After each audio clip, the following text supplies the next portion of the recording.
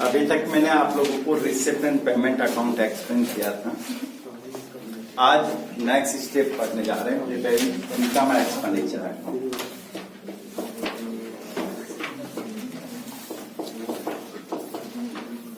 Income and expenditure account.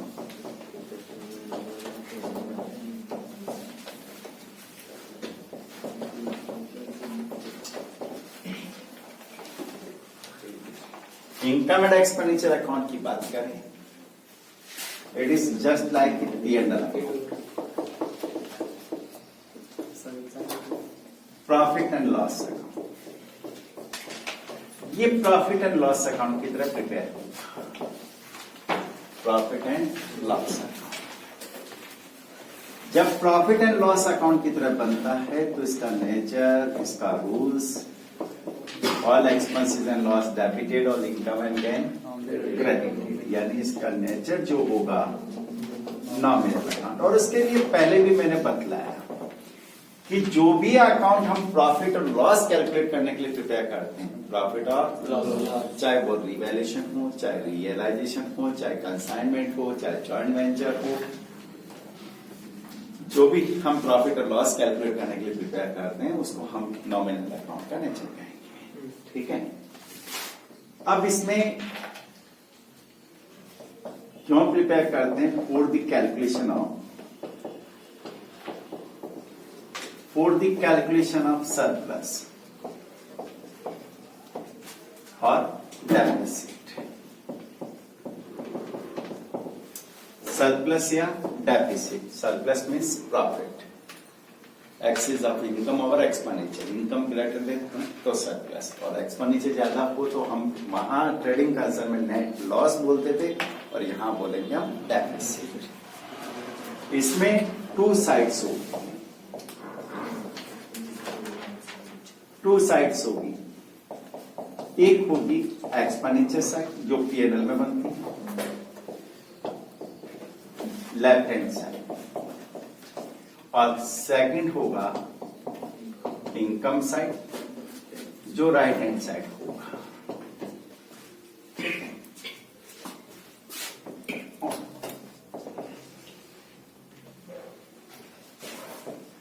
Only revenue, expenditure and income to be recorded। केवल revenue nature के ही record करेंगे। Receive payment में तो कोई भी नेचर वो सब रिकॉर्ड करते हैं, यहाँ केवल रेवेन्यू नेचर जो आप P&L अकाउंट में रिकॉर्ड करते हैं। कैपिटल एक्सपेंडिचर एक्सपेंस रिकॉर्ड नहीं करोगे। For example furniture purchase, building का कंस्ट्रक्शन करवाया, it is a capital expenditure show in the asset side of balance sheet, not debited to P&L। वो P&L में debit नहीं होता है, जस्ट P&L की तरह ही प्रिपेयर होना है। एक्सपेंडिचर साइड में क्या आना है? Expenditure side, all revenue expenditure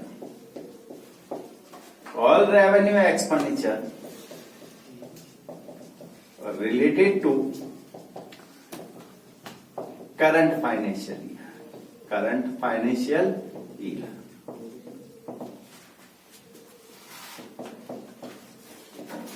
all revenue expenditure related to financial year हम वहां भी रिकॉर्ड करते हैं, फाइनेंशियल ईयर से रिलेटेड।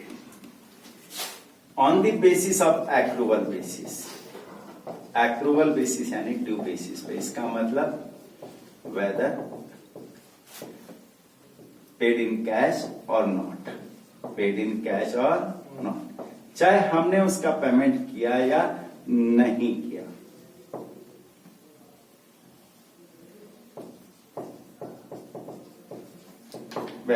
पेड इन कैश और नॉट, चाहे हमने उसका पेमेंट किया या नहीं किया।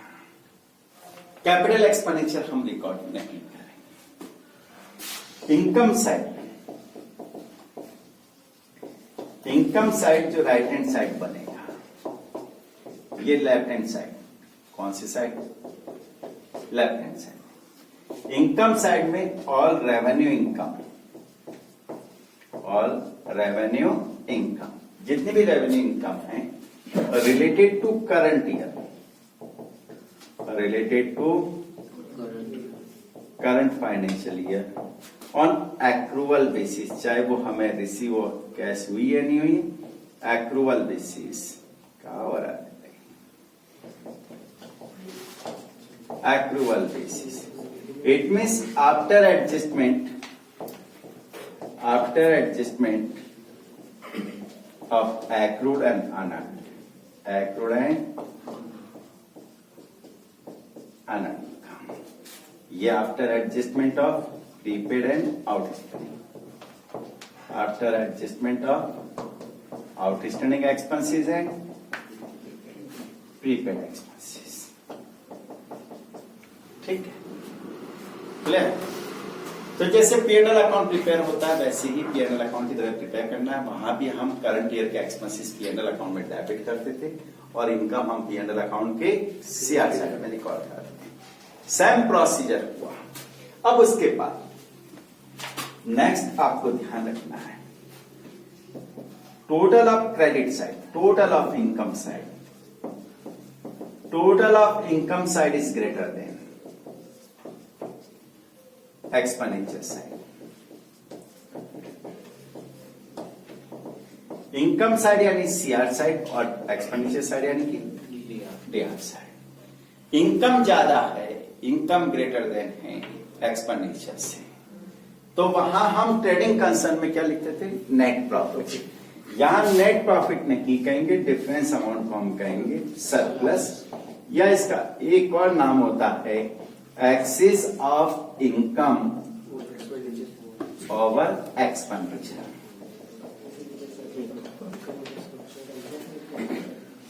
Access of income over expenditure, income ज्यादा है और total of income side, total of income side is less than expenditure side.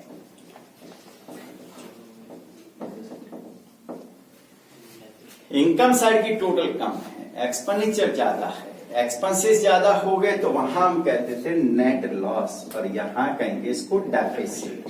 क्या कहोगे, या हम इसको कहेंगे excess of expenditure over income.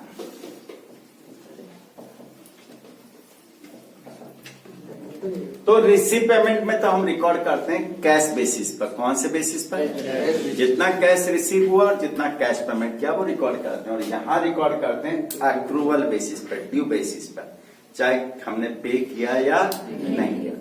Receive payment में ओनली कैश ट्रांजेक्शन रिकॉर्ड करते हैं, या नॉन कैश ट्रांजेक्शन भी आएगा। Suppose depreciation on fixed assets, वो हम P&L में डेबिट करते थे, वो यहां भी डेबिट करना है। Outstanding expenses, expenses due but yet not paid, वो हम रिसीव पेमेंट में रिकॉर्ड नहीं करते थे, वो यहाँ। तो आपको एग्जाम में 4 क्वेश्चन ऐसे पूछे जाते हैं, सिंपल क्वेश्चन।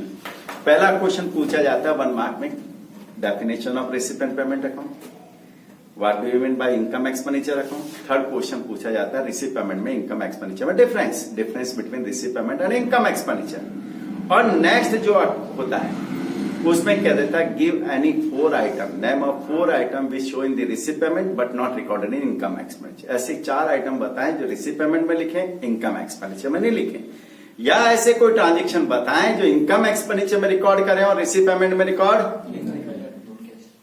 जैसे रिसीव पेमेंट में रिकॉर्ड करें और इनकम एक्सपेंडिचर में रिकॉर्ड नहीं करें। For example cash balance, opening cash balance and closing cash balance, ये रिसीव पेमेंट में रिकॉर्ड होगा, इनकम एक्सपेंडिचर में रिकॉर्ड नहीं होगा।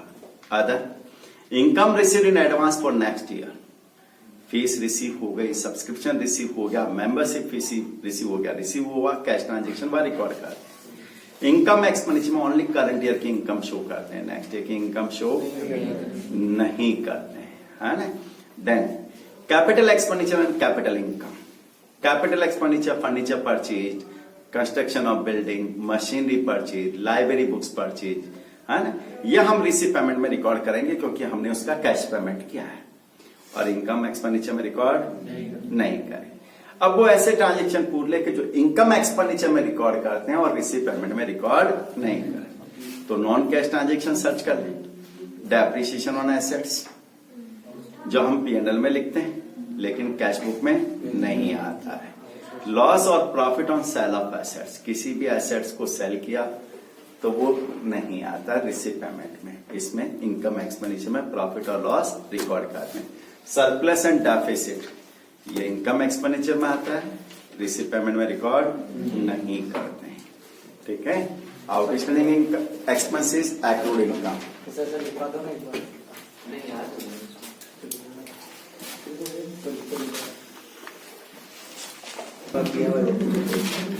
ध्यान दीजिएगा, इनकम एंड एक्सपेंडिचर अकाउंट, इसके अब आपको इंपॉर्टेंट पॉइंट समझा रहा हूं जो आपको नोटिस करने हैं at the time of preparing income and expenditure account. Important points की बात कर रहे हैं, समझ लेना बेटा। First point, entrance fees. Entrance fees इसका दूसरा नाम मैंने कल बतलाया था, एडमिशन फीस।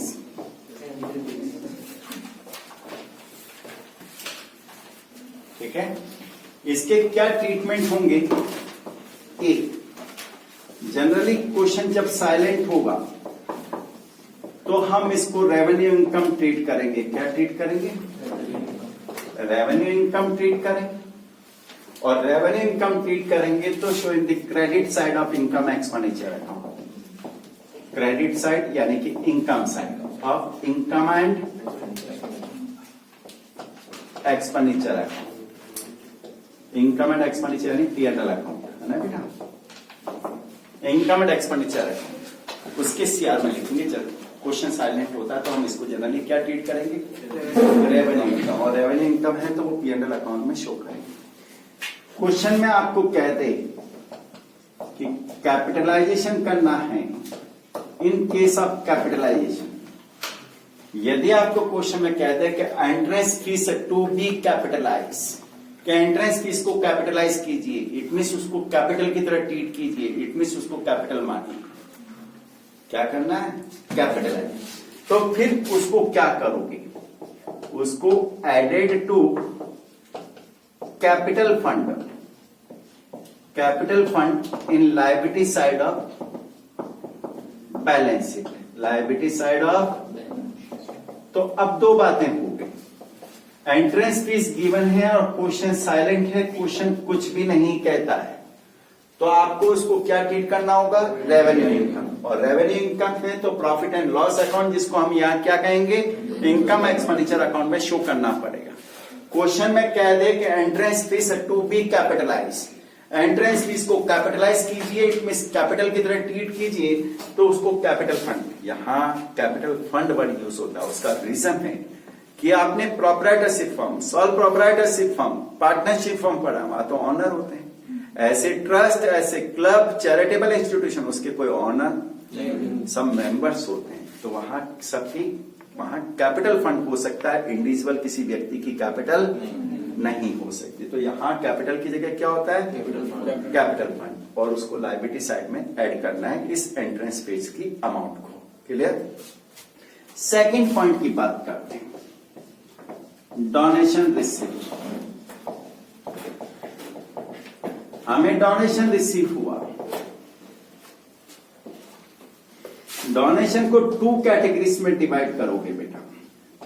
एक होता है जनरल डोनेशन, जो मैंने बतलाया unconditional, without any terms and condition, बिना किसी कंडीशन के मिला, उसको रेवेन्यू इनकम ट्रीट करना है। क्या ट्रीट करना है? Revenue income. और रेवेन्यू इनकम ट्रीट किया तो showing credit side of income and expenditure account.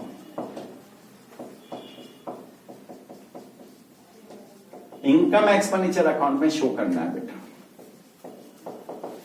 ठीक है? एक होता है specific donation. Specific donation it means conditional donation, जो किसी कंडीशन के साथ मिलेगी। For example, donation for building, इसके साथ कंडीशन जुड़ गई। Donation for building, donation for library books, donation for furniture, donation for swimming pool, donation for grounds, and pavilion, etc. ये डोनेशन किसी स्पेसिफिक पर्पस के लिए मिला है. Donation for building, donation for library books, donation for furniture, donation for swimming pool, donation for ground and pavilion, है ना. ये conditional हो गया. जो हमें डोनेशन मिलेगा वो इसी ऑब्जेक्ट में यूज होगा. ये स्पेसिफिक डोनेशन है तो इसको कैपिटल इनकम ट्रीट करना है. क्या ट्रीट करना है? और कैपिटल इनकम है तो show in the liability side of balance sheet. Show in liability side of,